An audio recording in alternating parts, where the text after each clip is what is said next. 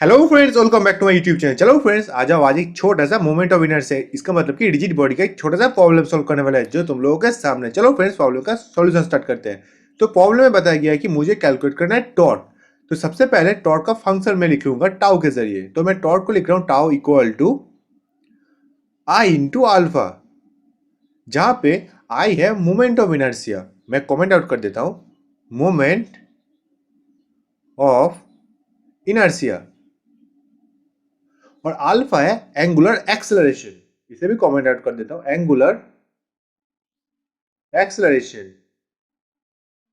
अब यहाँ पे मुझे दोनों को सेपरेटली कैलकुलेट करना है तो हमें सॉल्यूशन मिल जाएगा। तो सबसे पहले हम कैलकुलेट करेंगे मोमेंट ऑफ इनर्शिया को, आई को। चलो इसे कैलकुलेट करते हैं। तो मैं नोट डाउन कर दूंगा यहाँ पे मोमेंट ऑफ इनर्शिया।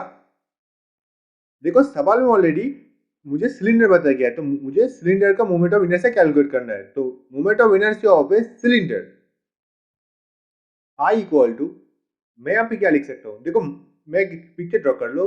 मान लो अगर ये सिलेंडर है तो मोमेंट ऑफ इनर्शिया कैलकुलेट करना होगा हमें इस एक्सिस के जरिए। तो इस एक्सिस के जरिए अगर मोमेंट ऑफ इनर्शिया कैलकुलेट करना है तो ऑलरेडी देखो सवाल में रेडियस आर और मास एम वैल्यू बताया गया है। तो moment of inertia equal to आ जाएगा, देखो हाफ एम आर स्क्वायर। क्यों? अगर तुम मान लेते हो, अगर सिलेंडर के बदले छोटा सा डाइस मान लेते हो, छोटा छोटा डाइस, तो सिलेंडर क्या है, बहुत सारे छोटे छोटे डाइस के कॉम्बिनेशन है। तो इसीलिए अगर डाइस के सेंटर से अगर तुम मोमेंट ऑफ इनर्शिया कैलकुलेट करोगे तो हाफ एम आर स्क्वायर ही आता है। तो बिल्कुल वो आ जाएगा यहाँ पे। तो देखो ऑलरेडी सवाल में एम का वैल्यू 15 केजी और आर का वैल्यू देखो 0.5 मीटर, दोनों ऐसा ही में मैंने डायरेक्टली पुट कर दिया। तो आई का वैल्यू तुम यहाँ से डायरेक्टली कैलकुलेट कर सकते हो, जिसका वैल्यू यहाँ पे अप्रोक्सीमेट आ जाएगा यहाँ से आई equal to 6.25।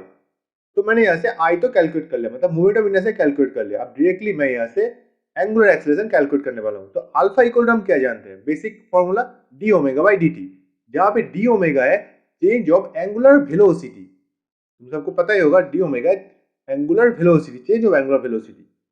Angular velocity comment out कर देता हूँ यहाँ पे। और dt है time, change of time, small time में कितना एंगुलर वेलोसिटी चेंज हो रहा है वो।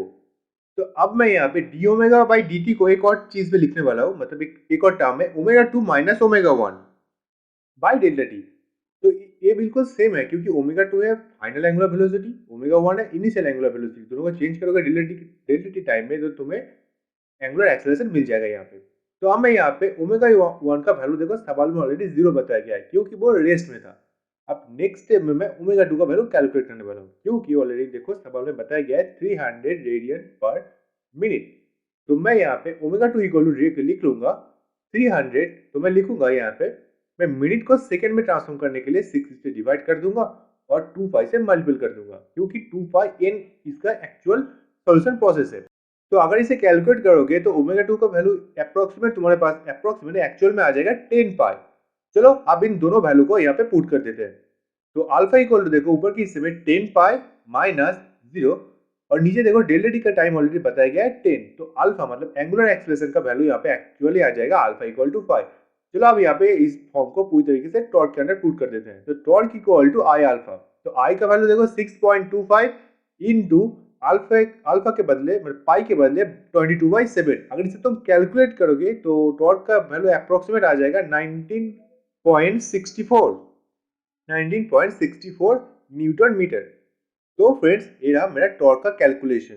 तो मेरे ख्याल से समझ में आ चुका होगा कि कैसे सॉल्यूशन किया है। चलो आप देखते हैं क्वेश्चन में कौन सा ऑप्शन इसका करेक्ट आंसर है। तो फ्रेंड्स देखो ऑप्शन सी इसका देखो राइट आंसर है। अगर चलो फ्रेंड्स मैंने दिखा दिया कि कैसे इसका सॉल्यूशन कर सकते हैं। अगर अच्छा लगा तो वीडियो को लाइक करना, चैनल को सब्सक्राइब करना मत भूलना। Have a good day.